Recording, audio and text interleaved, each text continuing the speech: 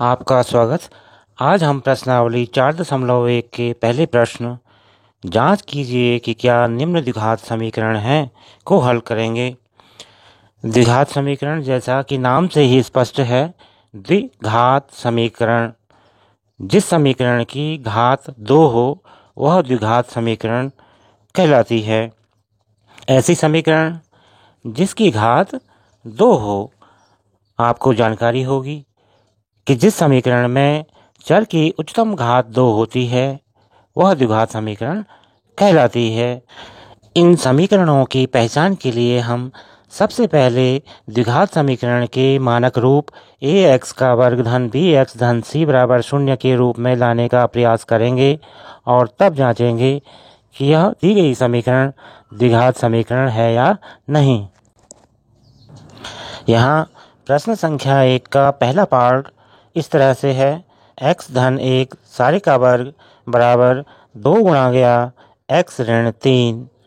यहाँ बाएं पक्ष में x धन 1 सारे का वर्ग है, जिसका विस्तार हम इस सूत्र के आधार पर कर सकते हैं।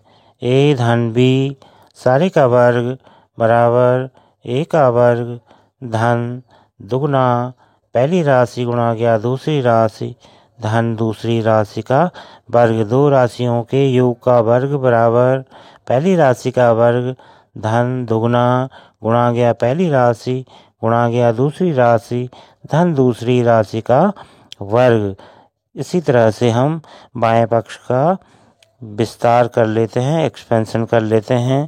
पहली राशि का वर्ग धन दुगुना गुणा गया पहली राशि गुणा गया दूसरी राशि धन दूसरी राशि का वर्ग बराबर दाहिने पक्ष में 2 से अंदर वाले पदों को गुणा कर लेते हैं।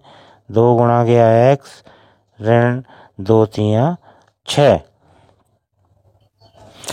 या x का वर्ग धन 2x धन 1 बराबर 2x ऋण 6 या x का वर्ग धन 2x धन 1 ऋण 2x धन 6 बराबर 0। हमने दाहिने पक्ष में स्थित पदों को बाएं पक्ष में स्थानांतरित या पक्षांतरित कर लिया है। या x का वर्ग धन 2x और ऋण 2x ये दोनों कैंसिल हो गए हैं और धन 1 और धन 6 आपस में जुड़ करके धन 7 हो गया है।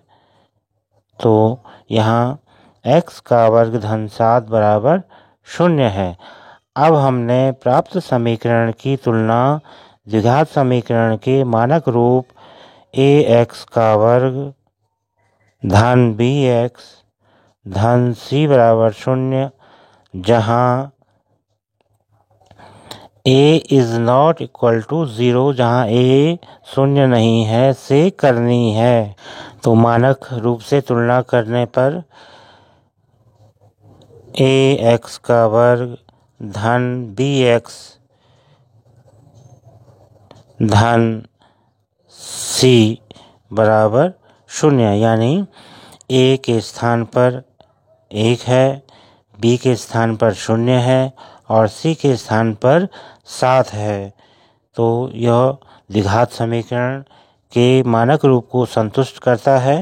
अतः हम कह सकते हैं कि दी गई समीकरण द्विघात समीकरण है।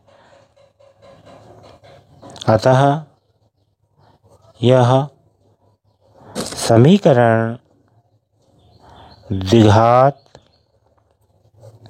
समीकरण है।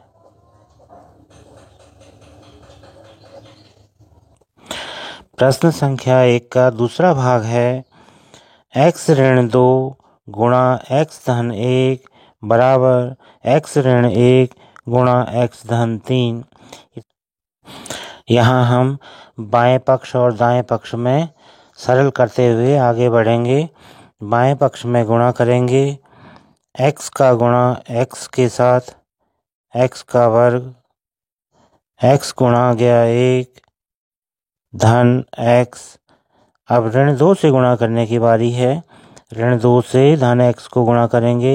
ऋण धन का ऋण 2 गुणा गया x यानी 2x। अब ऋण 2 से धन 1 को गुणा करेंगे। धन ऋण का ऋण 2 कम 2 बराबर। ऐसा ही हमने दाएं पक्ष में भी करना है। x का गुणा x से x का वर्ग। x का गुणा धन 3 से धन 3x। अब ऋण 1 का गुणा x से करेंगे। ऋण धन का ऋण 1 गुणा गया x बराबर x।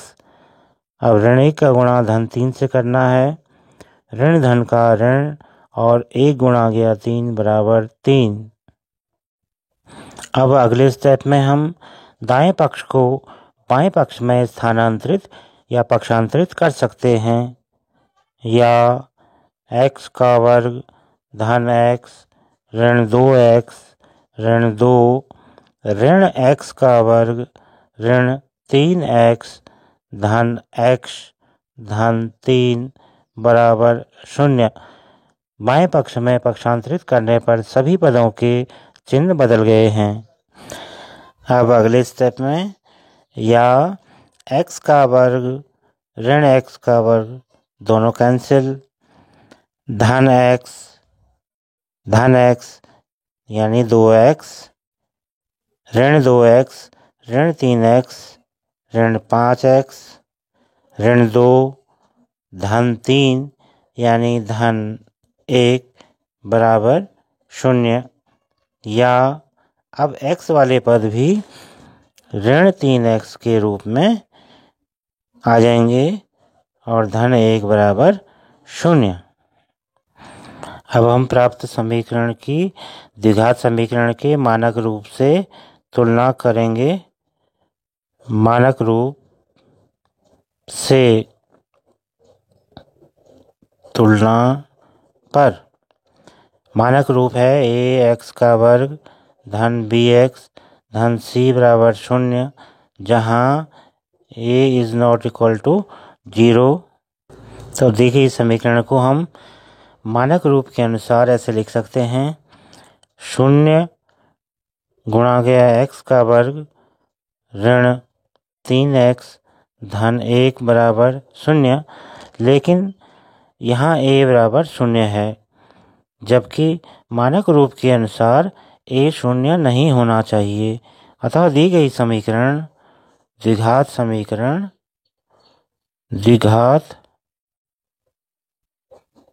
समीकरण नहीं है।